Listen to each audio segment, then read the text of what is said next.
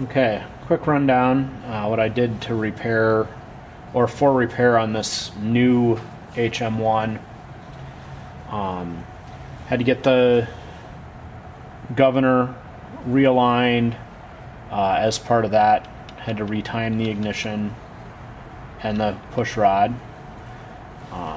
The points from the factory were a little bit out and had to get bent so that they'd make contact and trigger the igniter, but I believe the 3 battery pack is what they supplied with mine, even though the igniter says 6 volt, so I switched it out for a 6 volt pack with 3 AA or AA batteries in it, and that got it to ignite or make the spark. All the screws that were kind of cross-threaded, I'm pretty sure they assemble these at the factory and check them before they turn them back into a kit, so those screw holes could have been cross-threaded at the factory for all I know. But the modifications that I've made to mine, because of course the kit has this ignition box, but the igniter and a 6 volt battery pack don't fit in that box together. You have to swap for a little 6 volt lithium ion or something to fit everything into this box. So I'm going to leave that and let the person I'm fixing this for move the ignition around if they'd like. That includes, you know, getting and neaten up these wires once you decide what kind of base to put it on, or if to try and use this ignition box. To that end, and this is partially in reference for the customer, my HM-01, for people that don't remember, I went through a pair of the original Musa ignition modules, and then I, after getting some replacements, gave up and grabbed a yellow one that I had spare for the engine war. So with that one, I then wired up and put my ground underneath and grounded several spots on the body of the engine, and also grounded the harness here to the main ground, because the black wire on the harness is also the same ground as the ignition ground, to improve all the grounding. But the big part is just that I ended up with a different ignition module entirely in mine. And I did used one of the screws off the back of the bracket here.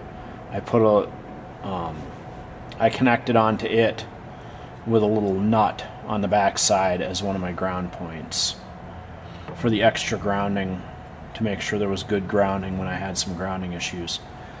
Another quick note, I noticed the new one here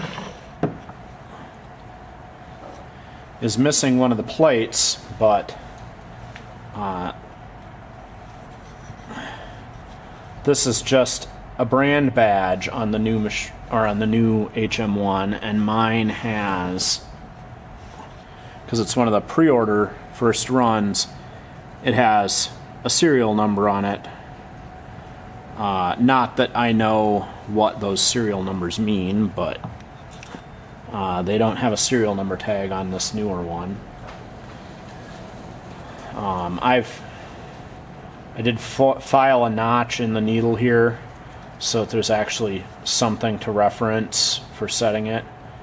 And I guess when it was running, it's opposite the keeper here. So that is a bit over 3/4 of a turn open, and then the choke here was set at, let me look here, 4. I'm peering in at the hole on the side of the carb here, so 4 notches open for that side hole right now. But overall, this new HM-01 is still a fun kit, it looks like, and I hope that when it gets returned, it provides a lot of fun now that it's, you know, been straightened out. And I don't know, if I had assembled mine, I don't know how I would have come up with realizing that this push rod was a bit long. That was a interesting thing to find, and I don't know how you would know about that if this is a first kit and the first engine you've ever worked with. So it's always tough remembering that